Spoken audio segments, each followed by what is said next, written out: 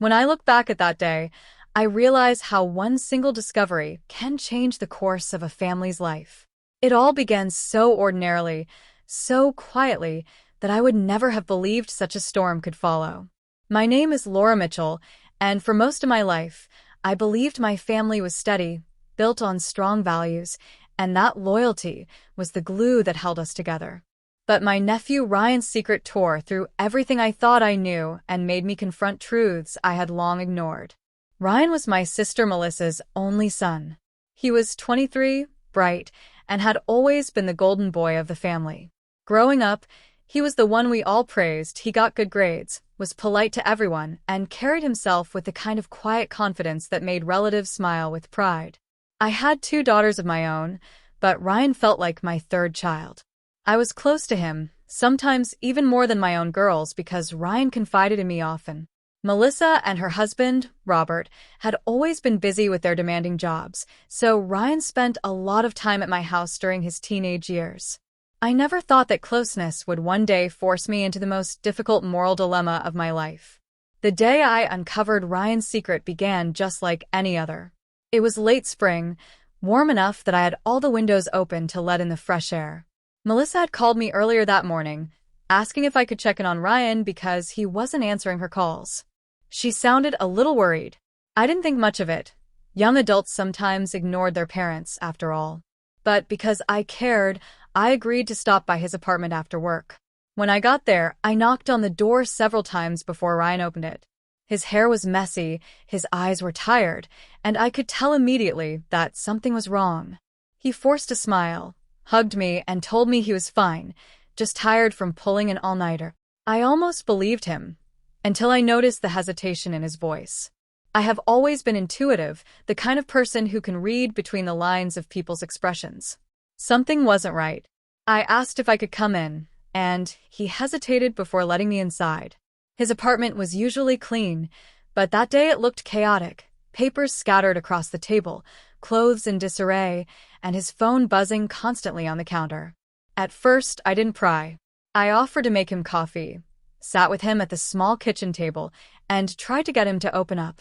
He avoided eye contact, kept glancing at his phone, and his hands trembled slightly when he reached for the mug. I finally asked directly, "Ryan, is something going on? You know you can tell me anything." That was when he looked at me with panic in his eyes. He shook his head quickly and muttered, "No, Aunt Laura, everything's fine." But I knew better. I don't know what compelled me, but when he went to take a shower, leaving his phone on the table, curiosity got the better of me. I knew it was wrong, but I picked it up. What I found shook me to the core. There were dozens of messages from someone saved only as E. The conversations were intense, emotional, and filled with words of longing, secrecy, and guilt. One message, in particular, made my heart stop. "I don't know how much longer we can hide this. If your uncle finds out, everything will explode." I froze, staring at those words, my mind racing. Uncle. That could only mean my husband, David. My throat went dry, and I felt as though the room was spinning. I scrolled further, desperate to confirm, and what I read left no doubt. Ryan had been hiding an affair with my husband. I dropped the phone, horrified, my chest tightening as though someone had knocked the wind out of me. The betrayal was unbearable, not just from David but from Ryan, the boy I had loved like a son. My entire body shook with the weight of what I had just discovered. When Ryan returned from his shower, he saw the look on my face and froze. "You know," he whispered. His eyes filled with dread, and he slumped against the wall. I couldn't even find words at first. Silence stretched between us, heavy and suffocating. Finally, I managed. "How long?" He lowered his head and said softly, "Almost a year." I wanted to scream, to cry, to collapse, but I stayed frozen. Asked him how this happened, how he could betray his own family like this. Ryan's voice cracked as he tried to explain. He said David had been kind to him when he felt lost, that one mistake turned into another, and soon they were trapped in something neither of them could control. He admitted he hated himself for it, but didn't know how to stop. I couldn't believe what I was hearing. My husband of 20 years, the man I trusted with my life, had been living a double life, and my nephew, my sister's son, had been part of it. The betrayal was like a knife in my chest. That night, I went home in a haze, my mind replaying every memory of my marriage. I began noticing cracks I had ignored: David's late nights at work, his sudden mood swings, the unexplained trips. I had chalked it up to stress. How blind I had been. Confronting David was inevitable. I waited until the girls were out of the house, then sat him down at the dining table. My voice was shaking when I told him I knew everything. At first, he denied it, but when I told him I had seen the messages, the color drained from his face. He didn't try to explain, didn't try to lie. He simply said, "I'm sorry." "Sorry?" I snapped. "Sorry doesn't erase the fact that you betrayed me with Ryan. My nephew. How could you?"